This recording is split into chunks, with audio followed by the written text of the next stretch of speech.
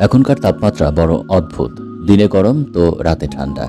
তাপমাত্রার এই হেরফেরের কারণে বাচ্চাদের সর্দি কাশির পরিমাণ বেড়ে যায় এই সময়।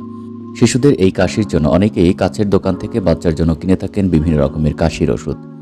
এই কাশির ওষুধের অনেকগুলো কিন্তু বাচ্চার জন্য খুবই ক্ষতিকর। তাই বাচ্চাদের কাশির ওষুধ দেওয়ার আগে অবশ্যই সাবধান হতে হবে। গবেষণায় দেখা গেছে সাধারণ বাজারে চলতি কফ সিরাপগুলো শিশুদের শরীরে খিঁচুনি, ঝিমুনি, অস্বাভাবিক হৃদস্পন্দন, কিডনি ও লিভারের ক্ষতিসহ নানা রকমের সমস্যা তৈরি করে। শিশুদের জন্য বহুল ব্যবহৃত সালবিউটামল সিরাপ একটু বেশি মাত্রায় দিলেই অস্বাভাবিক হৃদস্পন্দন ও শরীরে কাঁপুনি হতে পারে। আবার অনেক কাশির সিরাপে হাইড্রোকার্বন থাকে, যা মূলত বুক ব্যথা ও কাশি দমনে ব্যবহৃত হয়। কিন্তু হাইড্রোকার্বন এক ধরনের নার্কোটিক, যা শিশুদের জন্য ক্ষতিকর।